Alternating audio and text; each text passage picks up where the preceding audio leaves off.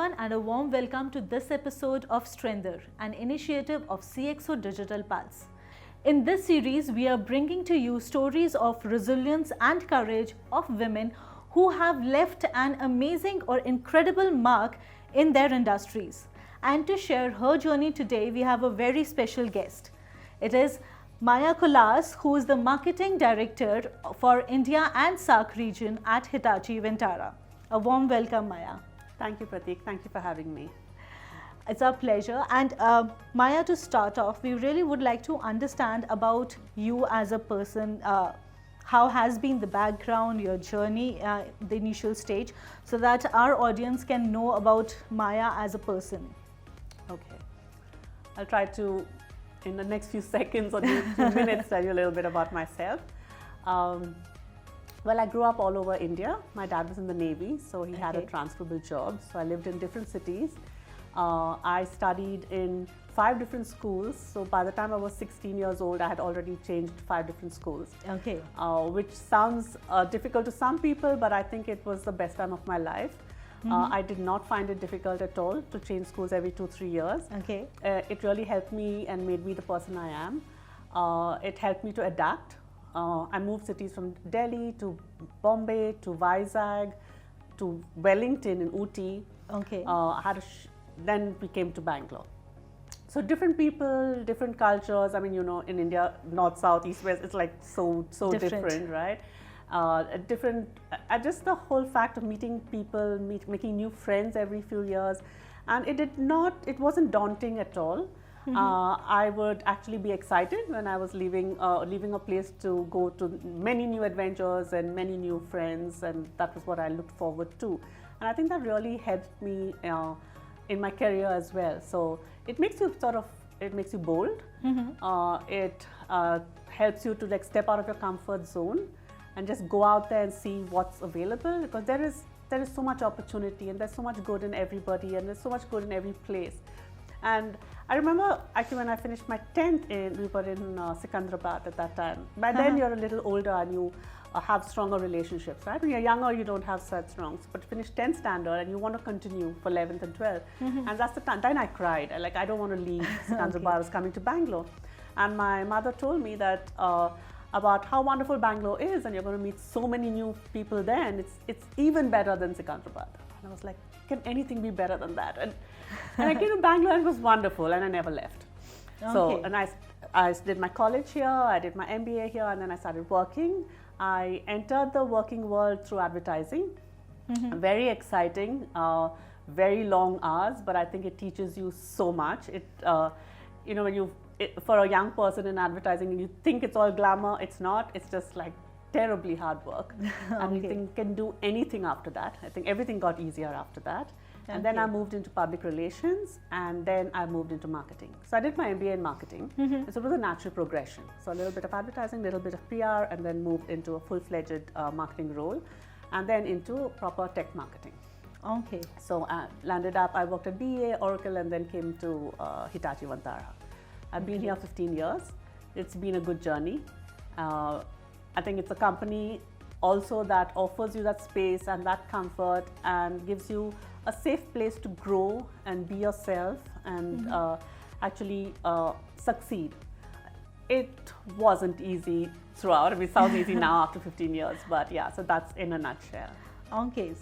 Amazing, I would say. And the more interesting part is that, you know, the kind of cities that you have changed in the span of your academic years, because changing and adapting to a new environment is definitely one of the big challenges, and especially as kids.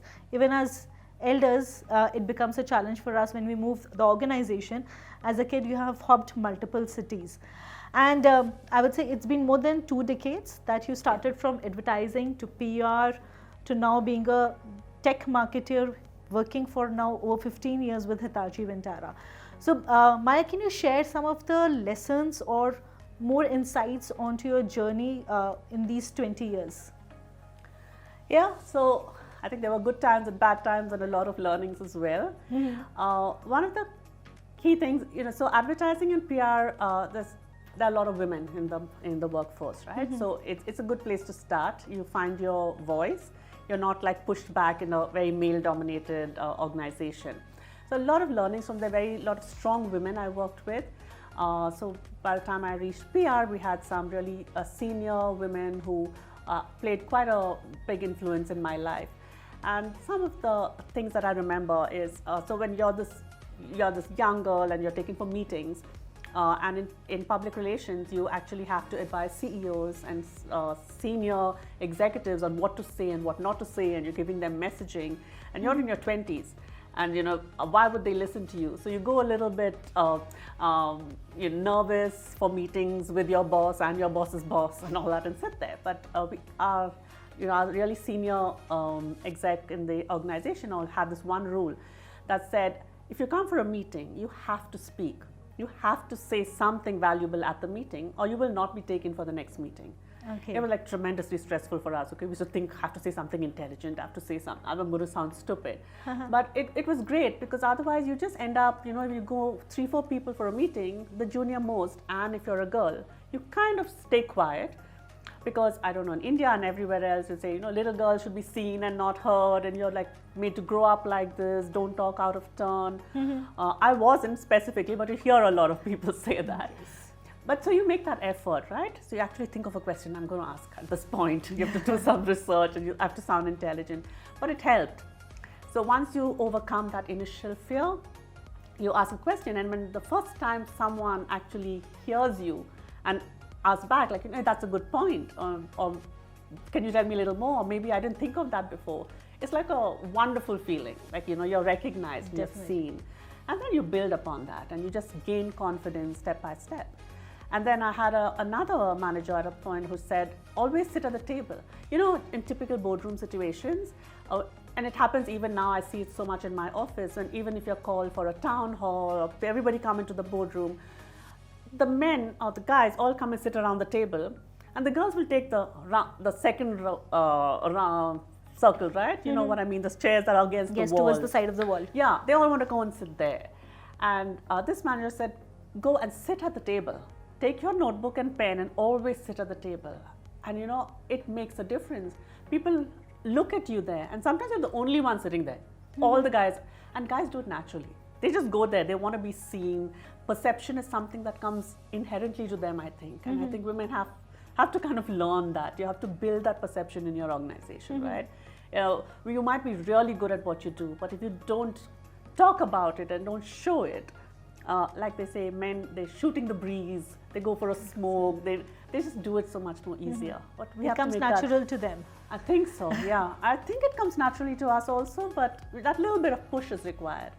And it's for all of us to give that little bit of push to your teams now and encourage them to speak up and not to feel shy. And you might say something stupid, so what? Everyone is saying stupid things.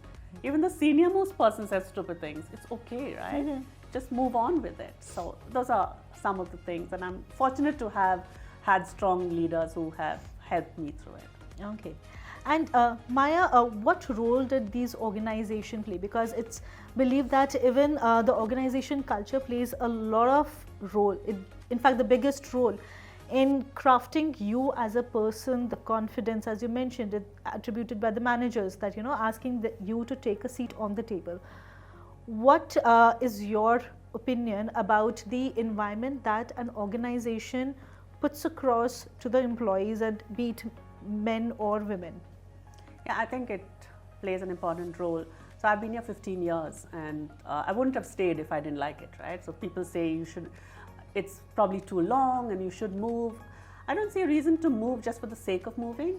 So the tech industry is quite small, and you just will move to laterally to doing the similar job. You might get more money, that's about it. And even the designation doesn't matter so much. It's the kind of work you do. So when I joined Hitachi Vantara, so we are a data storage company. So typically considered a hardware company. And a male-dominated. Male-dominated. So 15 years ago, hardware, male-dominated. When I walked into the office, there were 3 women in the whole organization in India. Okay. One was the secretary, there was one lady in training, and I was the third. That was it. It was tough, right? You miss female companionship, and you miss that fun and thing that also happens. And I moved from an American tech company. But I think Hitachi has these really strong values, and as a company, it's a very respectful place to work, and it helped me to grow and help me to flourish. So I don't know if you know about the Hitachi values. Is something that we imbibe, and we try to get everyone to imbibe. So it's the values of harmony, sincerity, and pioneering spirit, and we try to get everybody to live those values. And somehow that did help. We were recognized. I was recognized for the things I did. There was a lot of reward and recognition. It helped me to actually grow. There was a lot of opportunity. So I grew more than India. I started doing some work for Singapore. I did some work for Australia. So it was always exciting. It was not boring at any time through this. However, I still think we can hire more women in a lot of leadership roles. And till a few years ago, I was still the only woman on the leadership team in India. So we'd still have these boardroom meetings where I was the only woman. Of course, over time, I have got used to that. And now we have like one more. So that's also good. We have legal. And yes, because marketing has more women, right? So that is there. And in India, we used to have a women-only marketing team for the longest time. And we have one guy now in the India team. Okay. So that's a change from the rest of the organization, yeah. And it's amazing to see, because these small changes, or say small steps, eventually make a big impact on an individual who looks upon for inspiration and aspiration. And this definitely sets a good example, I would say. And Maya, talking about specific learning that you derived from your journey, from advertising, or say even you're working as a tech marketer, if you could share with us. Yeah, it's difficult to find a few learnings. There was so much that came through.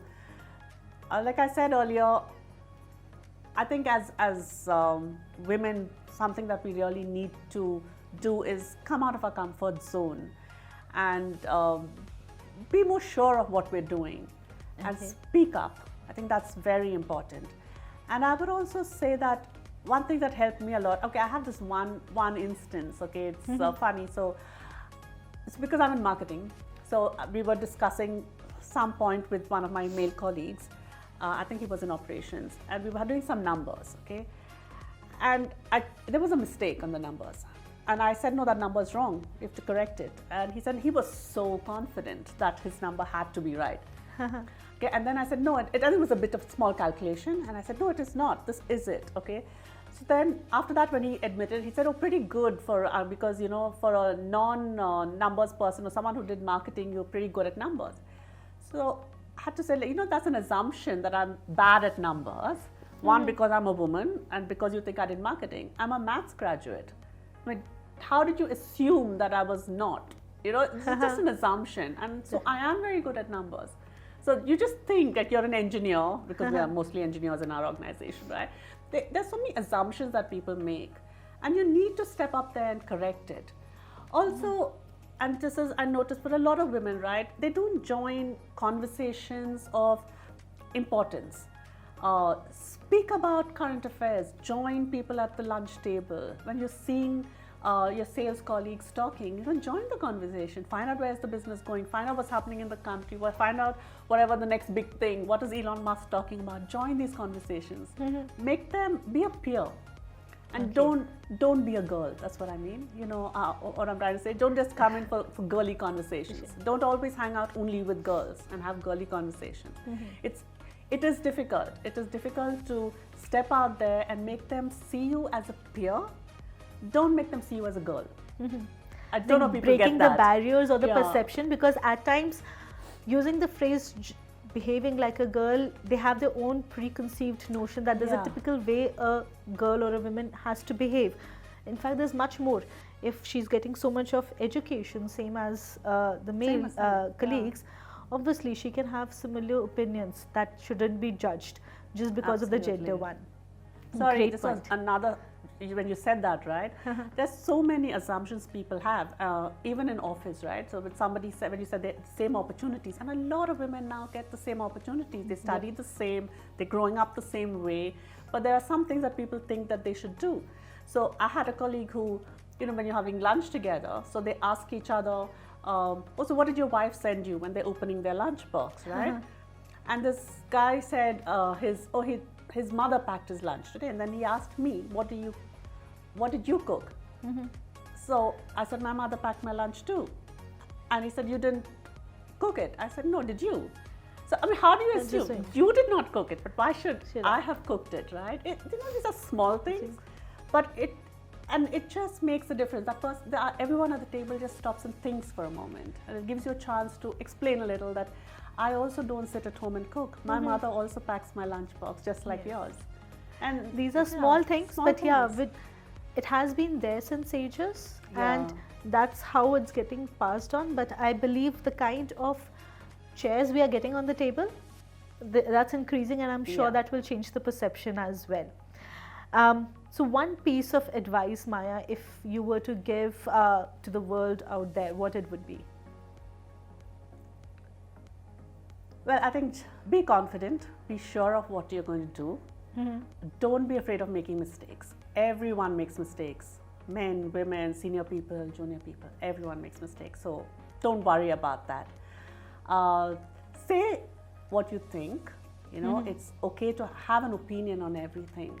I think that's not, I can't say that enough. That also read a lot. Keep yourself abreast of what's happening in the world so that you can have an opinion on sports, on current affairs, on movies, on everything, so that you can join any conversation anywhere. And you know, this whole thing about diversity, I don't like that word at all. When they say, call women diversity, we are not diversity. We are equal. We are half the world. So, you know, when I said we have a team of mostly women in the marketing team, and we have one guy, would it be right to call him diversity? It's just the same thing, right? Very valid point, yes. So we're not diversity, and I just don't think that's right to say. And I think as women who've gone through the grind, and we maybe over 20 years here, it's part of us and something we owe the other young people we meet, and it's something that I feel really strongly about, is to groom and to help people to grow, so to actually mentor them. And that's one of the things I want to do. And during COVID, I actually qualified and did a whole course. I did a diploma in psychotherapy and mentoring and counseling.